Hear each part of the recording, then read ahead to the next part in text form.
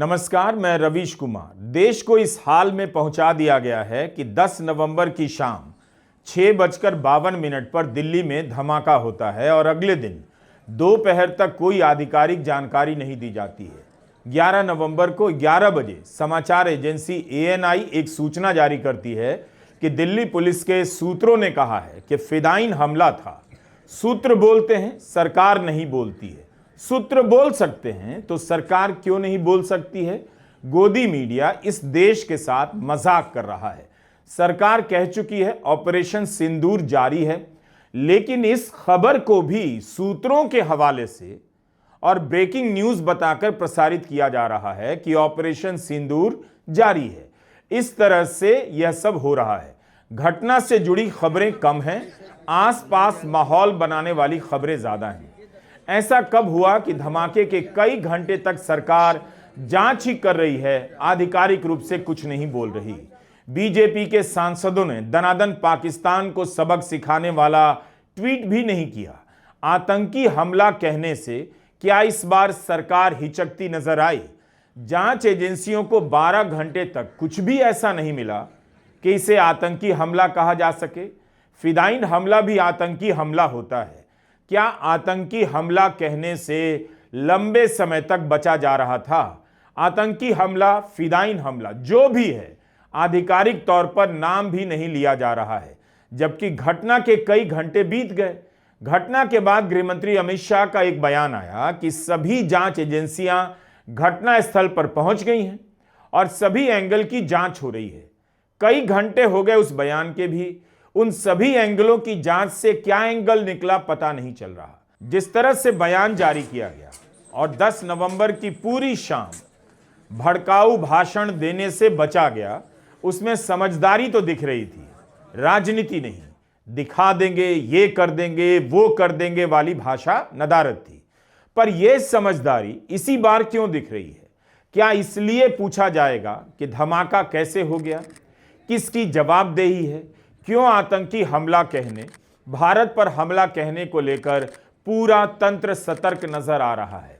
पाकिस्तान का नाम तुरंत ले लिया जाता है, लेकिन इस बार नहीं लिया गया।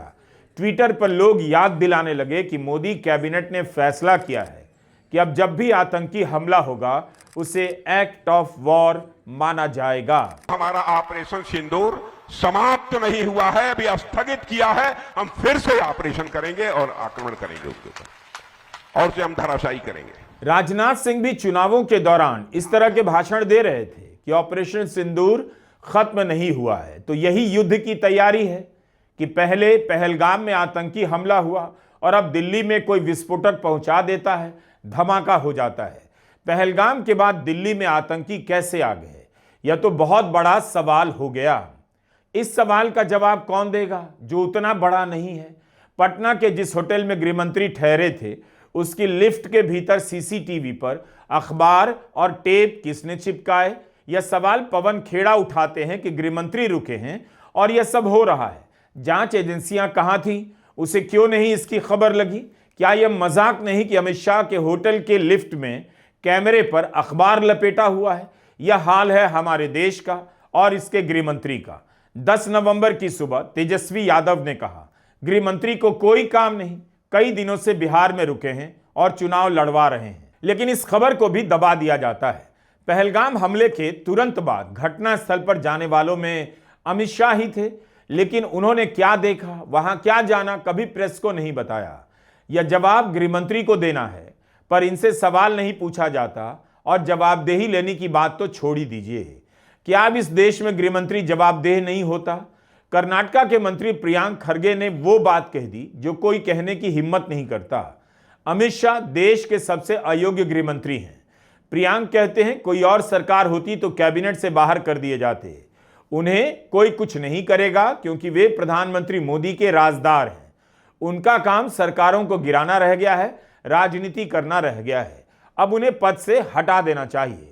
गोदी मीडिया इस पर भी चुप रह जाएगा। 10 नवंबर की सुबह से ही खबर चलने लगी थी कि जम्मू कश्मीर पुलिस की सूचना पर फरीदाबाद से 350 किलोग्राम RDX और कई AK-47 बरामद की गई है। लखनऊ से भी ऐसी बरामदगी की खबर आई, लेकिन यह सवाल गायब कर दिया जाता है कि दिल्ली के पड़ोस में लखनऊ में, फरीदाबाद में इतनी मात्रा में आरडीएक्स कैसे पहुंच गया। फरीदाबाद में 2900 किलोग्राम अमोनियम नाइट्रेट पकड़ा गया। मुजम्मिल अहमद गनई और डॉक्टर आदिल अहमद को पकड़ा गया। दोनों डॉक्टर हैं। इनकी गिरफ्तारियों की सूचना के बाद भी दिल्ली में धमाका हो गया। तो क्या यही हमारी तैयारी है? क्या यह बड़ी चूक नहीं कि गिरफ्तारियां हो रही हैं, बरामदगी हो रही है और उसी के बीच धमाका हो जाता है? इसी के भरोसे हमारी आपकी सुरक्षा है। आज तक जवाब नहीं मिला कि 2019 के पुलवामा हमले में आरडीएक्स का जो इस्तेमाल हुआ आया कहां से था। यह सवाल पूछते पूछते सत्यपाल मलिक इस दुनिया से चले गए, लेकिन जवाब नहीं मिला। और इस तादाद में विस्फोटक किसी को मिल जाता है, इसलिए सूत्र बोल रहे हैं और सरकार बोल नहीं रही।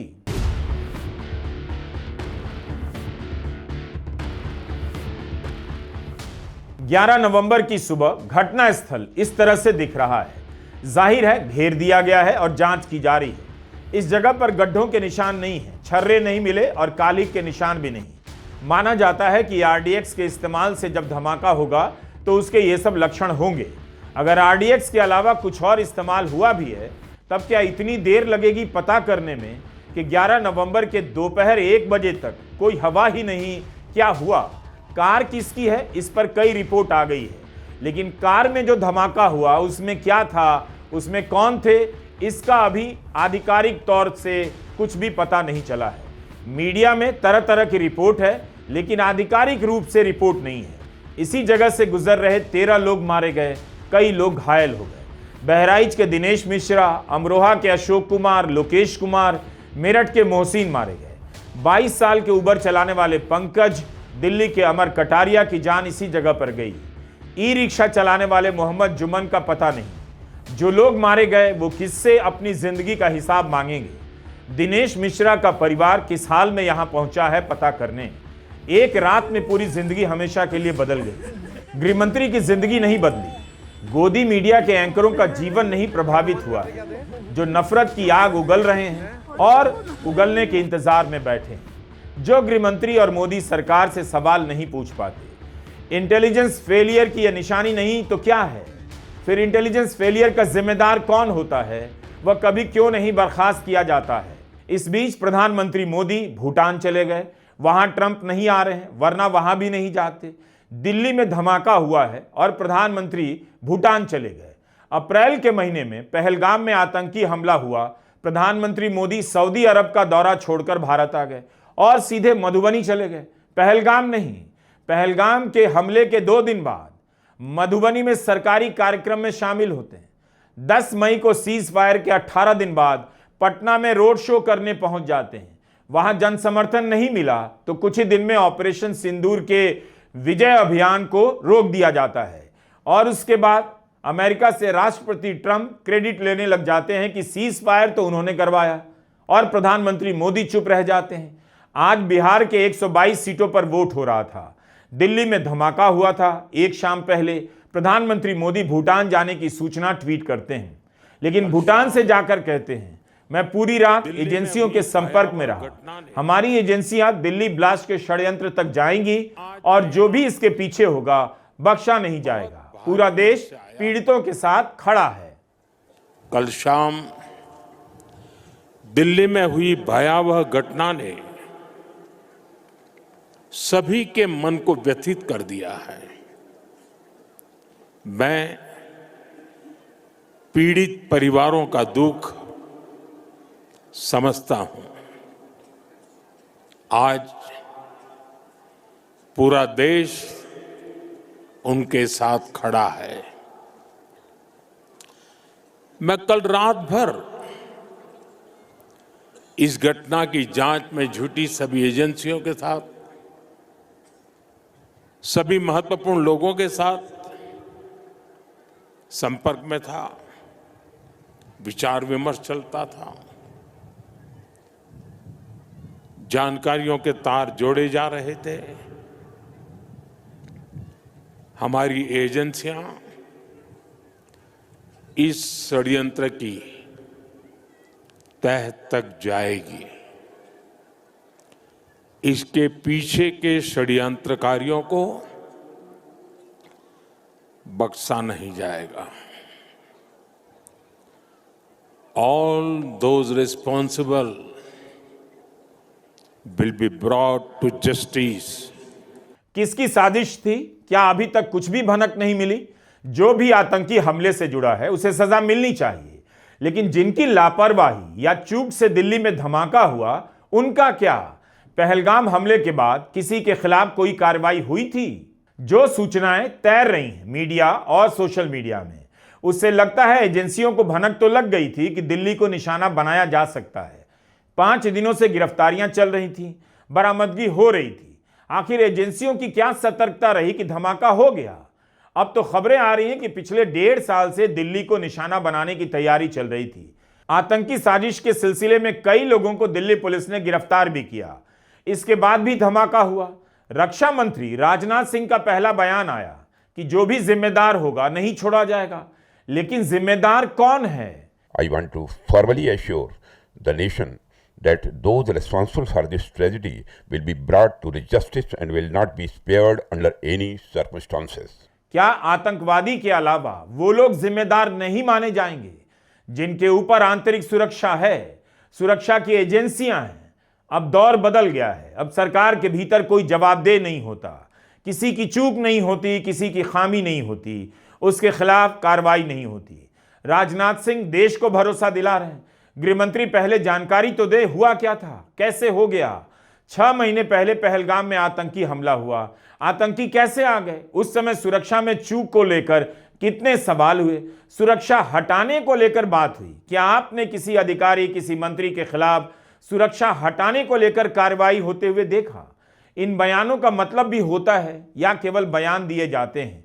किसी को बख्शा नहीं जाएगा। 2020 में दिल्ली में दंगा हुआ, पुलिस कमिश्नर को हटाया गया, लेकिन आज तक पता नहीं चला किस वजह से।